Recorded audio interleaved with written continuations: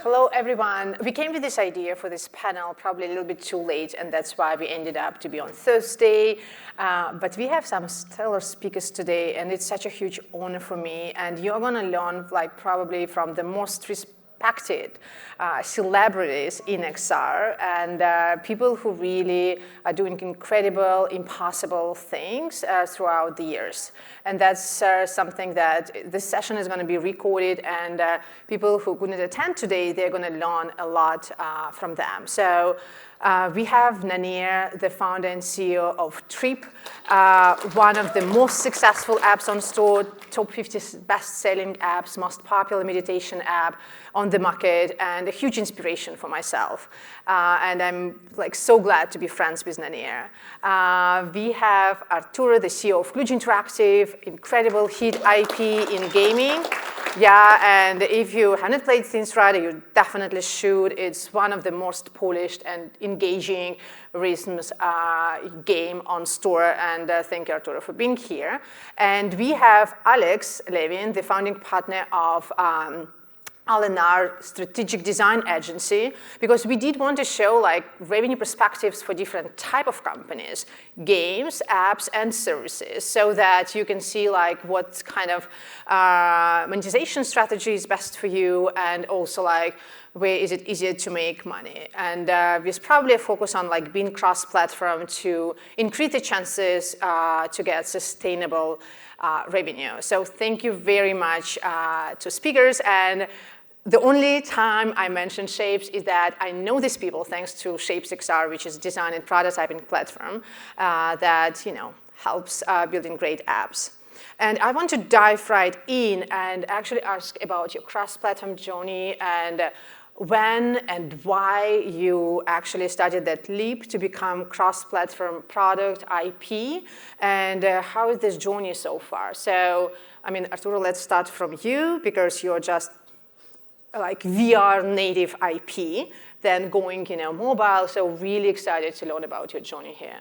Yeah. So we started in 2007 as a web agency. So our journey to VR was a move away from web. We didn't want to do more websites. And 2016 is when we started on mobile VR. And then Synth Riders is what transformed us completely into a XR game studio. But lately, we've been, a lot of what we have two sides of us, so the work for hire and the products. So we have Synth Riders and Final Fury, which is our latest VR game. And on the other side, we do a lot of work for Meta, for Horizon Worlds. And that platform has become mobile first. Even some of the projects are mobile only. So we've had to really think about mobile a lot more. And then on the Synth Rider side, without saying too much, I'll say that originally, we always thought about it as multi-platform, and we've been trying to bring a flat screen version for a while.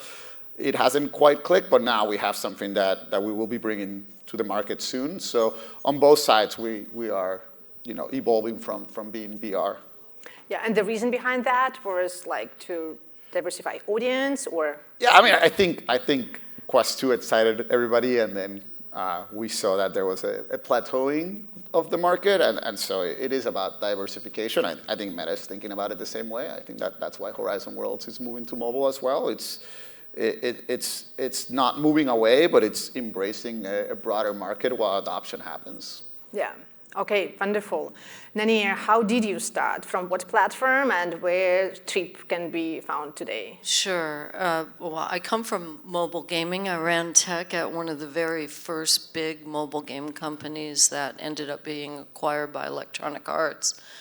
And when we were contemplating the concept for TRIPP, I could see when I just looked at the idea of launching a VR app that we're not walking around with our headsets in our pockets all day long. So even before building the app, we thought, how are we going to get people back into the app once they try it? And I think maybe a lot of VR native apps weren't thinking as broadly that way, but because I've worked in the games industry, et cetera, I'm always thinking about engagement strategies. How do you notify people, use push notifications? So when we launched in December of 2019 on the Oculus Quest platform, we launched with a mobile app, primarily so that we could use it as a communication channel with people when they weren't in the headset. And I'm really proud of the fact that if you look at our premium, our paying users, in any given month, the active ones have been,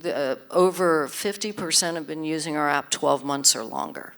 And in VR, we know that that kind of retention is actually pretty, it's a unique attribute, I feel, of what we're doing. I think fitness, if architected the right way, like the way Sam has done at FitXR, you can see similar audience profiles on the retention.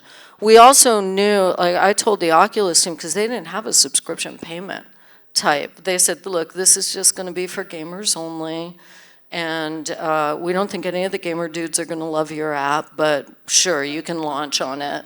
And they were surprised at our success, but I told them, look, I have to have recurring payment. We have to be a subscription product in order for us to even raise more money as a company. And I said, I'm going to have subscription on TRIPP.com when we launch. They were like, yeah, whatever. And I'm really glad we did that. It really has made a big difference in the current state of our revenue run rate because we have renewal revenue. When you're not seeing a new user growth as the, competition for attention and awareness is there, that renewing revenue is everything to us as a company. And I could talk about some other cross-platform strategies, but that was the initial thinking when we started TRIPP. Thank you. Alex is bringing different perspective to us. As like decade, I was design services, jumping into XR just last year. Yep. With like fresh ideas. We've been building for XR for so long. We have some skepticism, we are like probably less enthusiastic for some new announcements, even though we are for sure. So, why?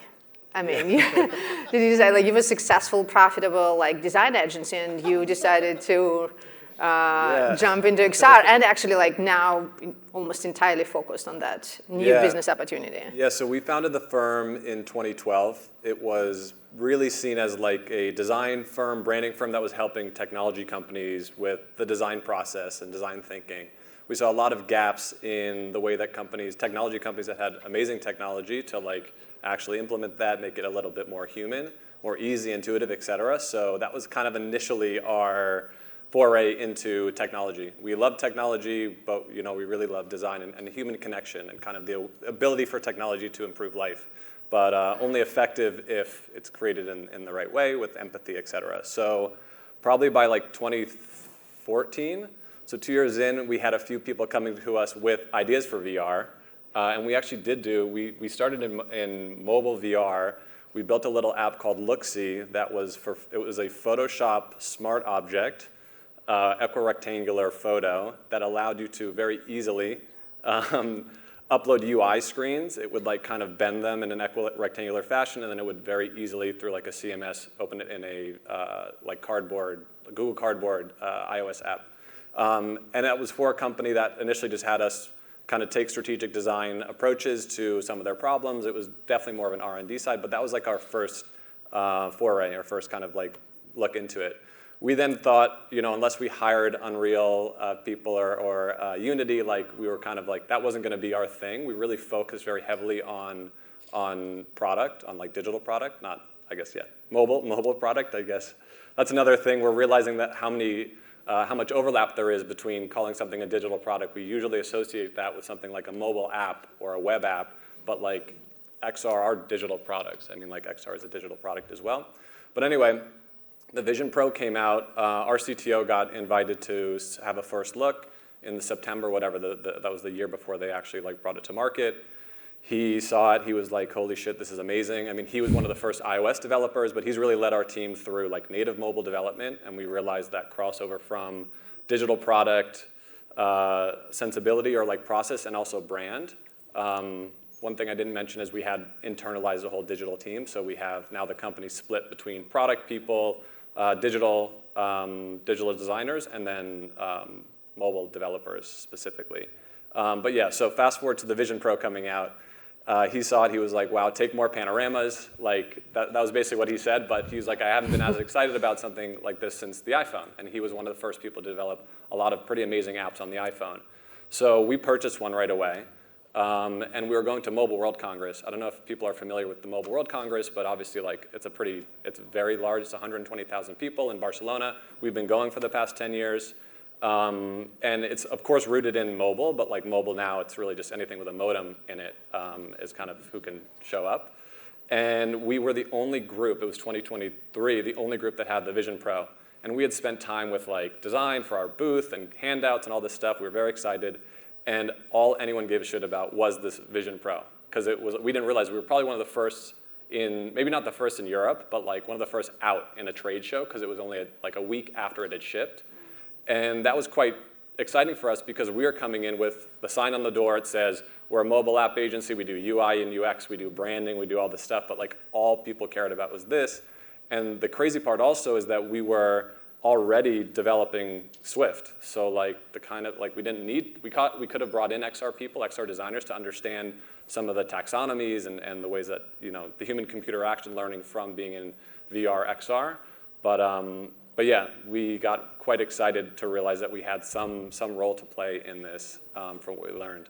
I feel like this is a long description. Yeah, but that's inspiring journey, yeah. from services. So yeah. we did promise to speak about money today, Yes, and no, but the journey is super important because it's to understand, from mobile to XR, from XR to mobile, and I also know firsthand being cross-platform is not always like an easy thing. So it definitely opens new user base, new revenue streams, but also introduce some complexity, from supporting, developing, launching, and then different monetization strategy.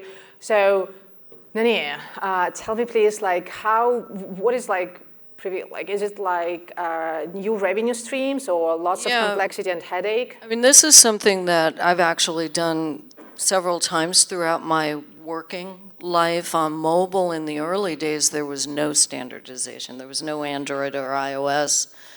Every phone even had its own type of charger. You had Samsung, Nokia, Motorola. It was chaos. And we still built a great business that allowed us to go public. We were the first mobile content IPO in the space at Jamdat. And a lot of that was the infrastructure that we built to create a common core of our application stack and framework, and then we would tune on the front end for each device. So we've built something similar for our client framework at TRIPP. And I'm very proud of the fact that TRIPP is on the Quest devices. It's on the Apple Vision Pro. We were a day one launch app.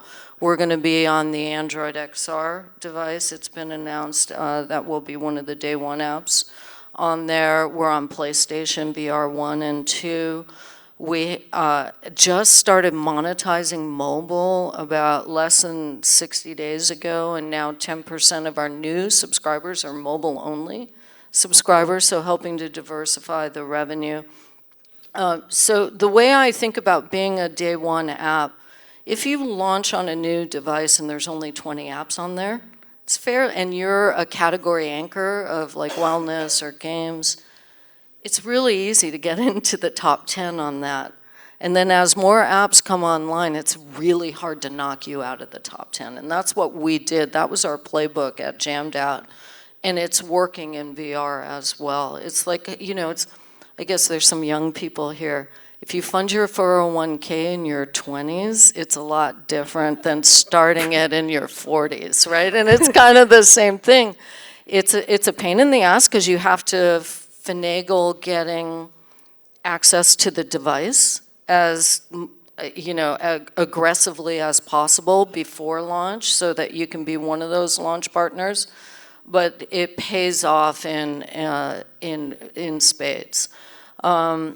So I'm proud of the fact TRIPP is probably one of the most broadly deployed VR apps, but it's still a very small market. So we have had to expand in order to even just change our profile as a company to a larger addressable market, which is mobile. But now you're dealing with how do you get visibility in a very crowded ecosystem. How do you do that economically so that you're not paying a lot to acquire customers? It requires thinking, a lot of the stuff I learned in the game industry about how do you create network effects, right? And then I'll announce something that we're launching probably next week. We have this AI called Kokua that's designed to support your emotional well-being. I'm Hawaiian, and Kokua is the Hawaiian word for support. And next week, or shortly thereafter, we're launching a phone number that you can just dial and talk to it. And there's no app download, there's no registration, and you can just buy minutes as you need them, and there's no platform fee other than the transaction for Stripe. And I'm pretty excited about it, but it's a new market. Yeah. And as Nanea said, so if you're anchoring for the like fitness or you're anchoring for health and meditation, you do want to be on every new headset coming in and on mobile. But like Arturo, I have a question. Like we have new headsets or slightly improved headsets every year. So now with Android XR, like probably 6 new coming in the next few years. But should developers like rush, building, and then with Android XR it's easier? It depends. Like if you're doing it brute force and every new build or every new device is a new application, I think that's going to be impossible. So you really have to think strategically about the tech stack that you've created to build that common core, and then what do you abstract for the device? And then also the opportunities of working with the OEM on what new features do you want to exploit on that device that maybe don't exist on the other, and then how do you backport that to others? So yeah, it's a very complicated approach, but I think if you're outsourcing your tech, you won't be able to do it. It's just impossible. So this is part of our IP that we've built as a company, and I see it as a superpower. But if it's painful for you, it's going to be worse for others that just don't have the capability of doing it. So it's an edge, right? Exactly, and we still have a lot of great titles that are not on Apple Vision Pro because they don't see the immediate market for that, and they understand how much resources they have to put in. But they're still like Rider is such a recognized IP, it's highly immersive title, it's like, born for the spatial medium. Now going mobile, I mean, are you rebuilding that from scratch, or like how to still have your identity that you kind of... We ported to Unity for mobile. Which is challenging because native.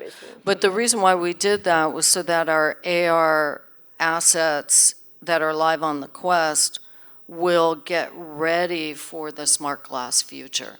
So again, thinking about it strategically, that we can make them interoperable and So what about you? I mean, so we have the rhythm engine, and that was a solid, thing that we carried over. But in terms of the gameplay, it's still the same essence of Rider is what we're building, but we had to change a lot of the game. It's not a port. And we have to think about cameras and perspectives, and just it's more of a rhythm game than it is a dance movement game, right? It just kind of has to be. So there is, I think, and kind of piggybacking on what Nanea was saying earlier, like, there's an advantage still to this day in VR about being first. And so, for example, when we just launched Final Fury, we have a classic arcade fighting game. It's the first one of its, not of the fighting category, but of that subcategory in VR. If I try to do that console first or mobile first, I'm going to fight against like 60 other games, including Street Fighter, Mortal Kombat, etc. But in VR, it's blue ocean space. So our hope is, okay, let's build our reputation here and then bring it to console later, and it translates very well. Having said that, when we do bring it, and if we end up bringing Final Fury to flat screens, just like Riders, we first have to think, how does it work in spatial, and really make it optimized for that. And then we have to think very differently about how we bring it to flat screen. It's not a port. Like, you do have to bring a different skill set. I think, bring mobile developers or console developers as part of your team, and you got to really make a like a different version of the game. So there is a lot of opportunity about going VR first, and if you want to grow your user base, go elsewhere. But it's not a straightaway port. It's not as easy as it sounds. It's not like build once and deploy everywhere. No, not 100%. So that But I've heard more developers in the past few days, VR native or VR first, talk about flat screen versions. Yeah. So this is definitely like top of mind for all of us, right? Yeah. How do we create a bigger market? But in terms of games, do you expect more like new mobile users drive some attention to your VR title, or, I mean, people who love on the headset goes playing mobile? But do you see already some trends? So, for example, people who used to play in a headset now spend more time on mobile, or it's completely different audiences? We haven't launched it yet, so that I don't know. But I don't expect, I mean, I expect some overlap, but I expect a lot of new audience, and we are thinking of our launch as a new audience. There, you know, in Synthwriters we can leverage our music library, so we have a lot of things that we bring that bring substance to it. That it's not like an entirely new indie rhythm game, because we have so many established artists and whatnot. But we're not expecting to be recognized like, oh, this is the VR game. Like maybe some of that, but no, you do have to learn new territory altogether. Yeah. And we are our own publisher, so we also have to learn the stores, the medium, like. Just the press is different, you know, and so, yeah, it's a big change. Well, but I've noticed in the enterprise conversations around B2B wellness, having content available outside of the headset is actually helpful with closing deals. So being able to reach more of their audience or their constituency with some, you know, not everybody wants to be in the headset. So from a wellness standpoint, I've noticed that the receptivity to, they don't have to have the headset, it's opening up a lot of conversations. And, but we've only been live monetizing for a little under 60 days on mobile. And we do have the upsell to VR. So I haven't seen a lot of crossover just yet. Yeah. I can prove that for enterprise deals. So we built web editor, but also just to check box, because it was every meeting question available, you know, beyond headset. So you have like web browser version. Yep. Alex, you're not venture backed, and we have a couple of investors here, so you can actually talk about real money and percentage and what you generate, you know.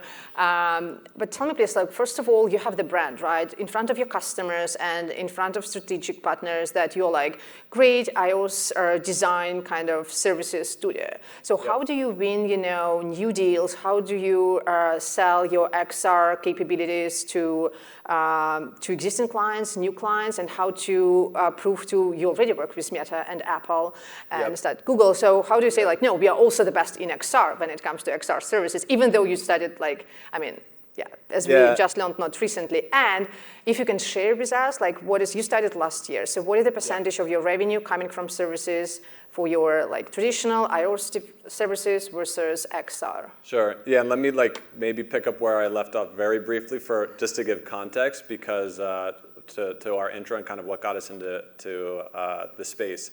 So when we had the Vision Pro, we were just posting a few things on LinkedIn, and Meta then reached out to us and said, hey, we're developing this platform. It's 100% confidential right now, but it's to help Kotlin or Android developers use Android Studio to port into Horizon OS.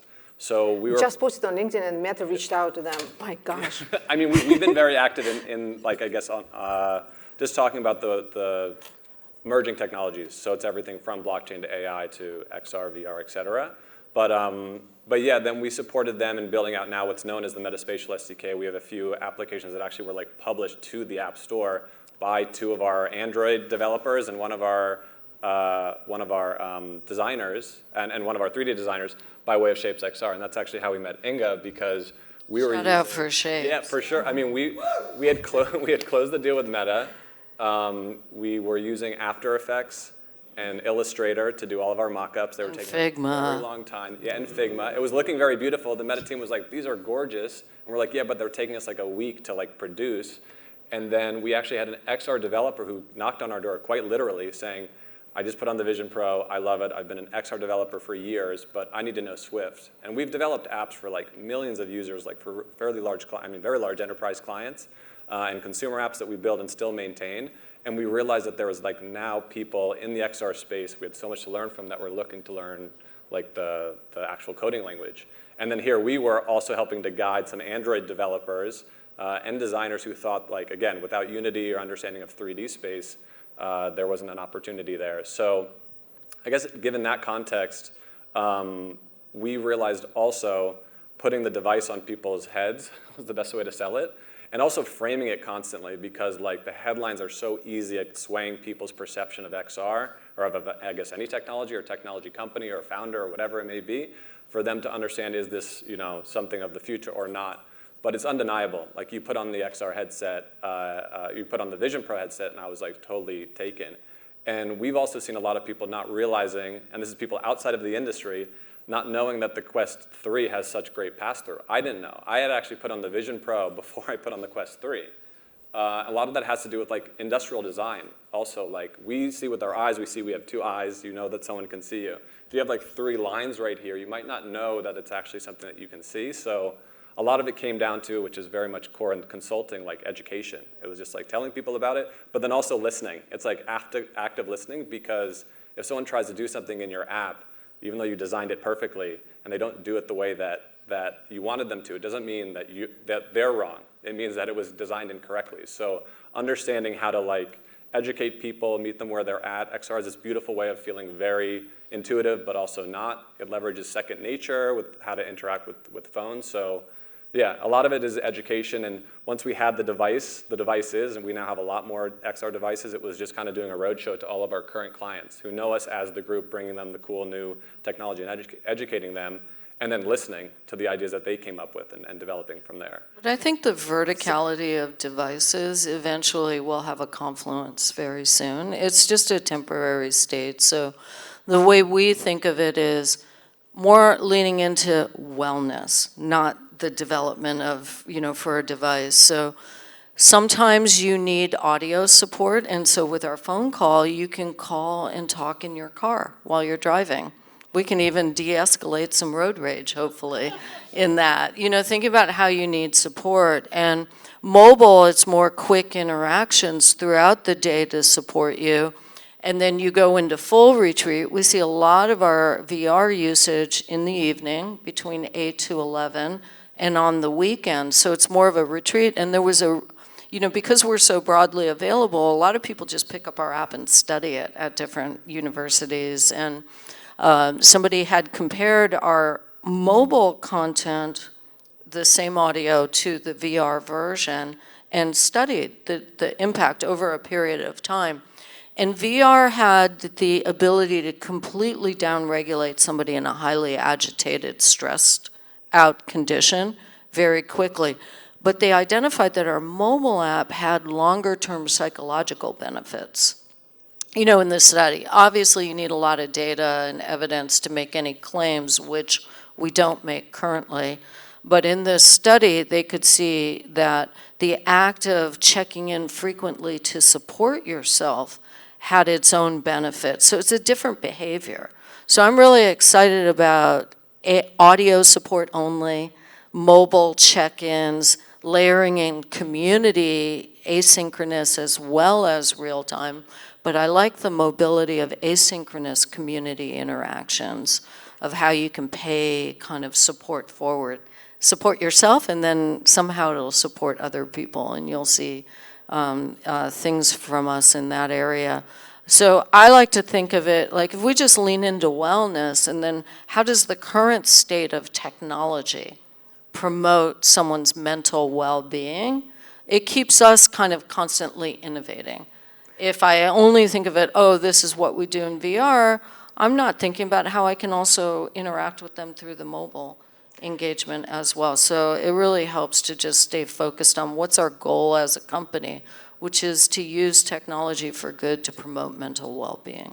This is exactly what I wanted to ask you about, because in VR for TRIPP, we see some incredible reviews. So what people post is like, oh, it's a life-saving app. I was such in deep depression. It's like some really, really kind of grateful reviews when people say, I was close to committing suicide. That's actually on MetaQuest store. And then TRIPP saved my life, saved my Not a family life. replacement for professional And I can imagine help, how this is though, happening in VR, but I mean, mobile is not that immersive, not that engaging. So, but you're saying these are just different patterns, and yeah, because if you are rewarding someone through positive feedback loops for just supporting themselves in the moment, supporting their own well-being in the moment, they're building the muscle to learn how to reach out for help. And you have men in the U.S., young men, and we're 60% male audience, which I'm also very proud of, because it's not the norm for wellness apps, but 4 times more likely than females in our country to commit suicide. And they are less likely to ask for help when they need it, let alone recognize that they need help. So I see this as a huge opportunity for, in the same way that we know if we work out, we're taking care of our physical health. We can be proactive about it. I would like TRIPP to evolve into being a toolkit that helps you strengthen and build resilience in a way for your emotional and mental well-being, so you don't have to get into a critical state, which is usually when people reach out for help. Yeah, prevention is so important. I heard a stat from one of our investors, at any given time there are about 14 million people in the U.S. In a suicidal condition, and most of them end up in the emergency room. So that's usually when they are in a state to reach for help. And how do we help people using technology to learn how to navigate those big feelings? Some of it is just learning how to ask for help. Right? Yeah, so it's very concerning.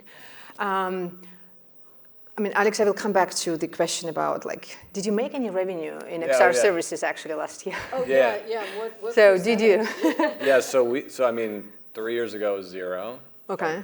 I'll do it in percentages, but also we have about 30 people, so you can assume with an agency top line. 10% last year, and it's 30% of our revenue this year. Of your entire revenue, 30% comes from XR. XR-related projects, and not all of them are standalone applications. A lot of them are companion apps to XR experiences and vice versa. Sometimes it's just part of the process. We do a good amount of, we actually did a project, and it's on the case, one of the case studies of ShapesXR of a luxury retailer in Manhattan that was opening up, 50,000 square feet, pre-construction, and we had to create the digital signage. It would have been maybe flying the team in, printing out a lot of things, but it was also physical screens, so even purchasing screens. We did that 100% in XR. The clients in the C-suite were able to even experience XR for the first time. They were coming up with other ideas that extend maybe to consumer-focused things. So we see every time that we are implementing it, it's 30%. It goes from 10 to 30 because 10% means those individuals are able to see it and see the value, and then they're starting to come up with ideas. It's hard to come up with an idea for XR when all you've seen it is in a YouTube video or something. It's just different. For us, it's easy because we've been there. So when you see something on LinkedIn or on X, it's oh, that's a cool implementation, but they're seeing it just this big. They don't realize the immersion. So yeah, the more that you can apply it, the better. But are you converting, existing clients that you've been working with for years, and now you're educating them on XR and generate upsell additional services, or those are completely new companies? It's about 75% current clients. Okay. Do you find, though, that can you get past sort of the shiny object and get them to really double down and invest in it?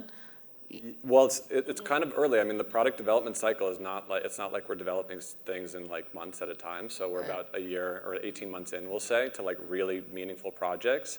But it always starts with some level of workshops where we require as many decision makers in it, seeing even the history. A lot of this I'm learning from a lot of people here this week also, the history of kind of what brought us to here today. Because there's so much misinterpretation or misunderstanding or kind of just reading the news and letting that guide you. And some people still don't know about Android XR and even how I was just at Google I/O and how even how, I mean, I don't know if it's intentional, but like Google's not necessarily downplaying it, but it's not like their main focus. Maybe it's because of Samsung's involvement as well. They're kind of on the hardware side, but like it's clear that it's here. I mean, clear, even the energy that I'm feeling from being here this week, it's quite inspiring and continue to push. I'm like the only person who might lead as I'm introducing myself as like a mobile team, but our clients see us as, I mean, they see us as the same types of people. Like we're just like nerds that like, that are passionate and if you're a good listener and you're a good, you know, hard worker, like there's opportunities there because of course you can leave the status quo, but there are people within organizations that we find that once they see it, it's not everybody, it's not like, oh shit, let's just keep going. But once they see that one little thing, whether or not they had to pay for it or not, like the retail company that I mentioned, we didn't upsell them, but we showed it to them. Mm-hmm. And as a part of our process, and they were floored. They were excited. They had us come back, show more people. When their global CEO was in town, he tried it also. And it was just to determine like literally the size, like was it 47-inch or 45-inch screen for their digital wayfinding. But they were able to make the decision immediately because those two numbers kind of meant nothing. But then literally a month or two later, a phone call comes in saying, hey, we had this idea. And it was an XR-related idea. They called it VR. It didn't really matter, mm-hmm. You know, from our perspective. It's like, that's just, you know, kind of semantics. But yeah, it was because they saw the magic of it. They saw it applied to business. And then from that, people are able to come up with their own ideas. And in consulting, it's like, that's kind of the name of the game. If you can make it feel like it's their idea, yeah. Then I think that's what, you know, Accenture, Deloitte, and PwC kind of failed in evangelizing XR by doing some meaningful stuff. You know, smaller consulting, you know, design-focused firms can really do a great job because so many kind of paid millions to get a PowerPoint deck at the end, you know, for the XR strategy, and this was not helpful at all. Well, I think, but going back to thinking of XR as this ecosystem over here, and then you have the bigger app ecosystem. I think Google actually really articulated it well where they say, you have your laptop and your mobile, and we didn't stop using our laptops when mobile arrived, yeah. Right? There's certain things like looking at spreadsheets and working on presentations I don't want to do on my phone. It's a different mode.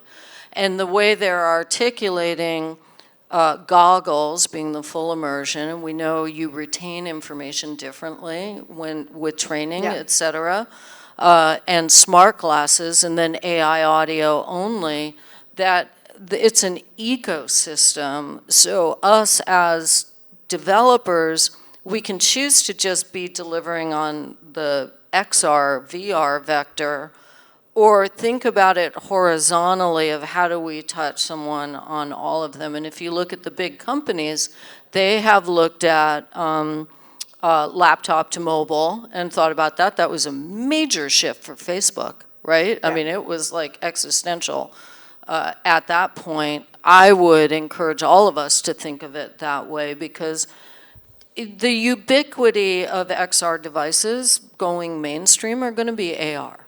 We know that, especially when you can do dynamic vision correction and you're walking around throughout the day and it's auto-correcting, and we have lenses that can be outside and augment the way we see the world around us. We know that that is the ideal future. It requires GPU at the edge, which is happening now, so we can have lightweight headsets. And that's happening because AI needs GPU in the cloud. So there's this wonderful confluence happening right now. And I think the explosion of innovation, the risk for all of us as application developers is what happens when the agent is the interface to content. 100%. Right. I still believe that for gaming, it might be slightly different. You know, like we all say, like AR is going to be like the definitely mainstream consumer daily wearable things, but we still play games on the PC, right? Even though but we heard that at Jamdat. We had investors laugh us out of the room saying no one will ever play a game on their cell phone. Half of you in the room are playing one now. And I mean, they would say gamers play on console only.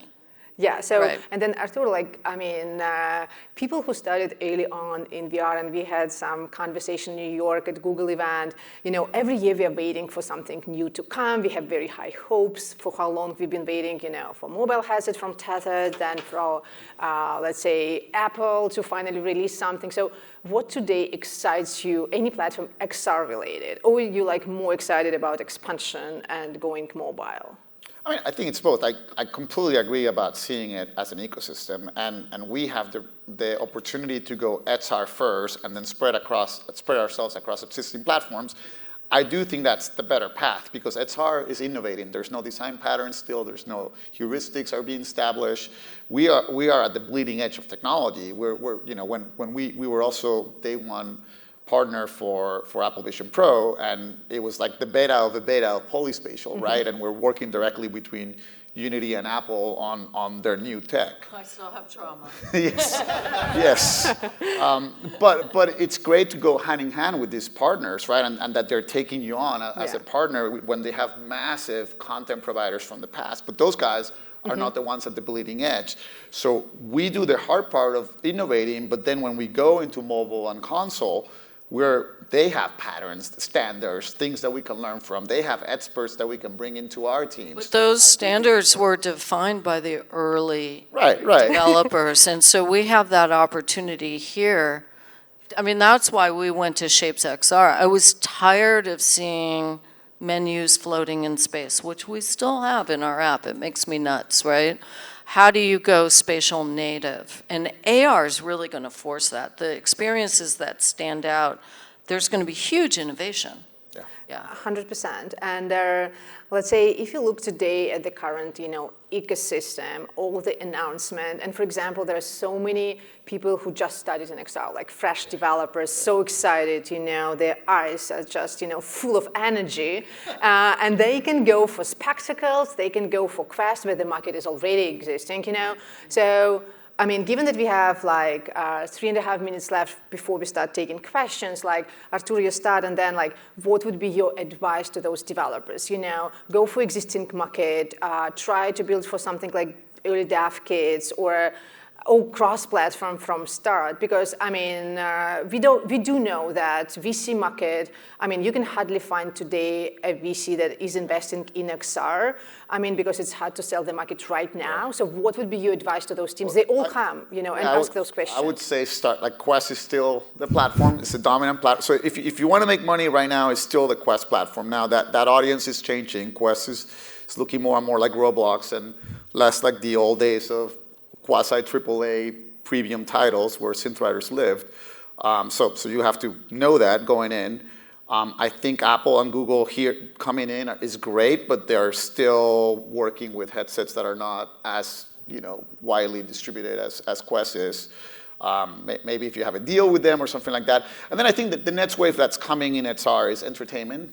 It seems like that's where it's all going. You know, I think Upload or Road to VR released an article about rumors from Meta about bringing in an entertainment center headset. We're seeing that increase in entertainment users.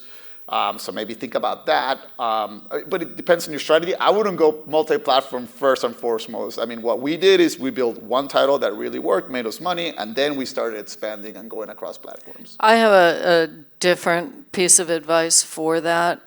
If you even focus on one platform, though, architect your technology stack with a microservice mindset. Do not connect directly to the platform's identity, directly to their payment system. Always put a layer of abstraction. It'll make it so much easier for you to launch on a new device, and it's surprising how many people don't do that. And I can tell you, it has been a killer playbook in my career, as well as own your customer. So have your own account system. So that way you can reach them out on mobile. You can reach them on email and get them back. Do not hand it over to the platform. Even though they make it all available to you, write your own service, even if it's a hop, that it lands on you and you connect directly to them. From that hop, it'll allow you to also connect to Apple and PlayStation. And so you have your own identity system, and then you just bring in the PSN persona, the Meta persona, do it as an umbrella under your own service layer. So really make sure your tech people know service-oriented architecture. It's really, really important for scaling, and it's a lot of people make shortcuts and then they regret it. It hampers their ability to scale downstream. Thank you, Nanea. So, Alex, what excites your clients the most from recent announcements, new hardware coming, existing, what is the pattern you see from enterprise perspective? Yeah, I think it probably goes without saying, but clearly one, Android, as I explained to them, Android XR, the ecosystem, really what that means in the context of even InfoSec, meaning for them to approve a new technology, the fact that Google's doing something is potentially a little bit easier. The fact that Meta's doing something, like Meta for Work, obviously is helping with the NROs and the Lenovo stuff, but it is quite difficult if you're thinking of enterprise. You do have to go through all the motions of the IT team and SOC 2 certification or bringing in a new vendor. But if it's Google, that actually does make it a little bit easier. Apple the same, but Google has more of the kind of Google for Work stuff that's going on that people might be using Gmail, so at least the IT team is familiar with it, and they might be all using Windows devices, which is fine. At least it's not a full kind of 180 spin to Apple. But I guess advice I would give also is talk with people that are in mobile, to be honest. I mean, it's incredible to hear everyone's kind of perspective, backgrounds, et cetera, and really application of what it really means to have mobile sensibility or even the mobile heuristics that have been established.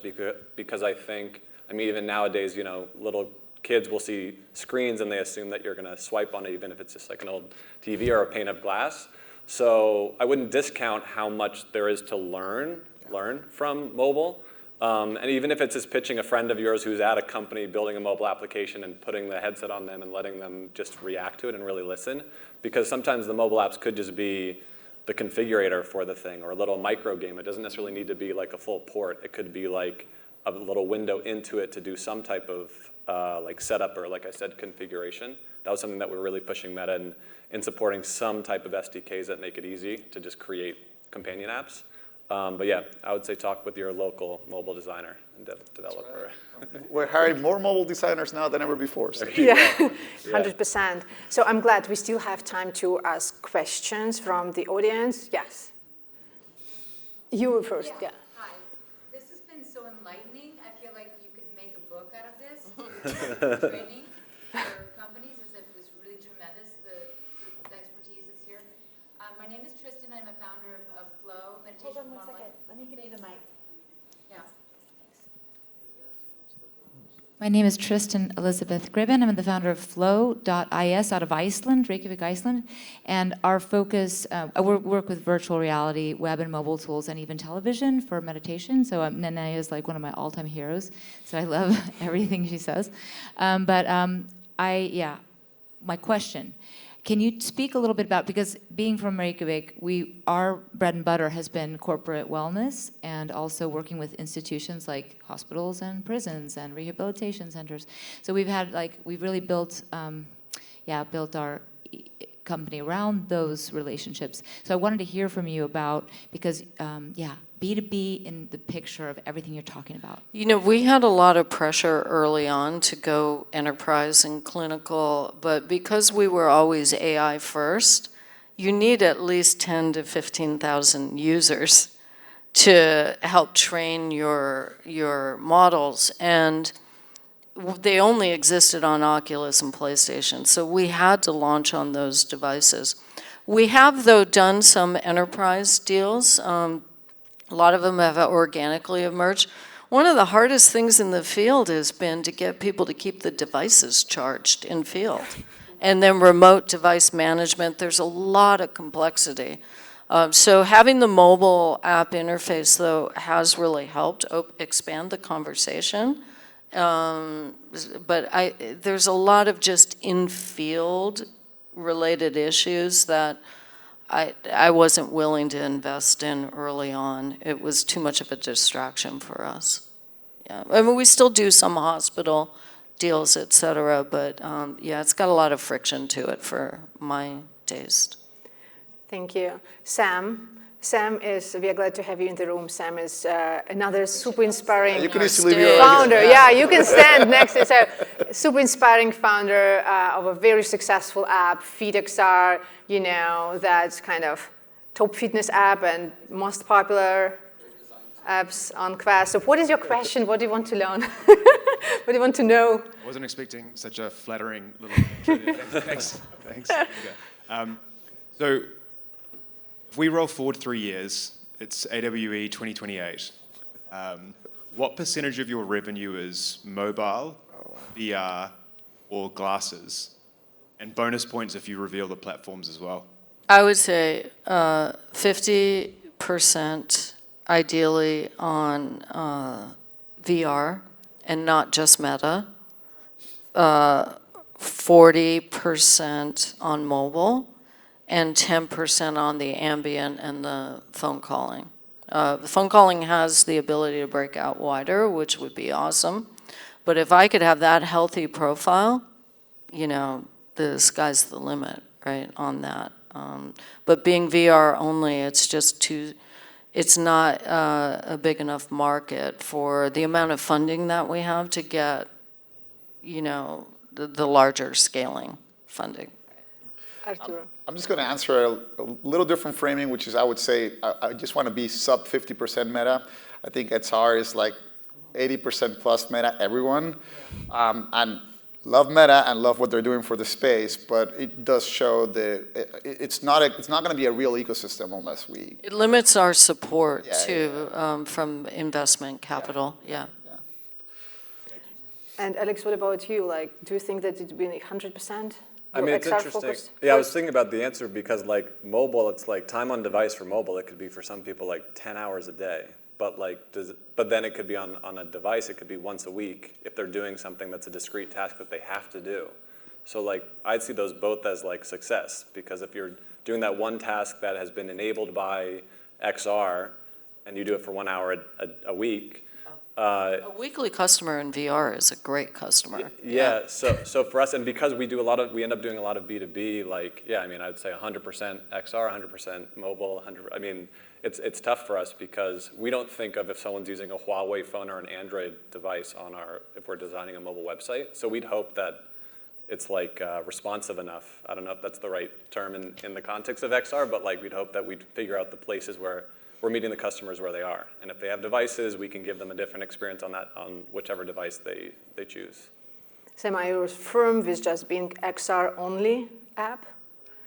I wasn't expecting a follow-up, Nanea. yeah, we have a question for you. I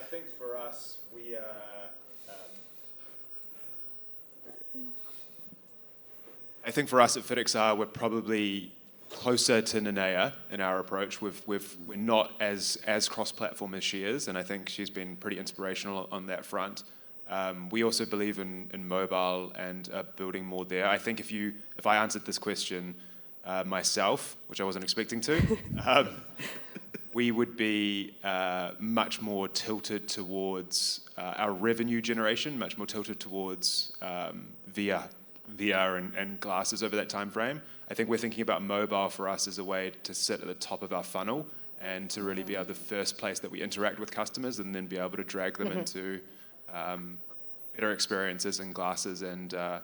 Right, exactly. Makes sense, yeah. Yeah, and I mean, I think I sympathize with your space because we also have a dance movement game, although in mobile we can make it more of a classic rhythm game, but I think the potential of AR is immense for us. And I think so. being able to take the device outside, that's just going to be like, just briefly talking to Snap, and they were like, oh, please think of ideas outside. It's like, we've been prevented from doing that. We've been told not to. So there's a lot of excitement, I think, in glasses, but we have to think lower resolution. There was another question, was there one? Oh. So yeah, we do have time for one more question. We can do one more. Minute. You've got Yep. Pardon? You have 1 minute. Yeah. Yeah. We'll do it. Very quickly, how much Thank you. How much customization do you suggest for cross VR platforms? So like Apple Vision Pro versus MetaQuest, and then also how do you scale that into mobile apps? I would get your foundation app first on there and then work with the platform on what's the feature that they have that's differentiated that you could eventually take cross-platform after. But if you make too much custom, it's going to be a nightmare to maintain. Yeah. So, You yeah. do got to think about, but also, like, we never think of anything as a port, and we do think seriously about which ones we commit to, because one thing is the first go round, and then it's the updates. Yeah, you have to update or your audience will die. And they'll push a platform update and break your app, so you have to be able to update that. Yeah. They do it all the time. Thank you, everyone. So we are all going to thrive. We are all going to succeed. There's so many platforms Oh, coming. it's great. Yeah, we're soon. building it, right? Yeah. We're the builders in this room. So we're the early believers, and you have some of the real pioneers here. Yeah, with, legends. in the room and at the conference, and it's an exciting time. We live in the best time to be working in technology, in the history of it. Yeah.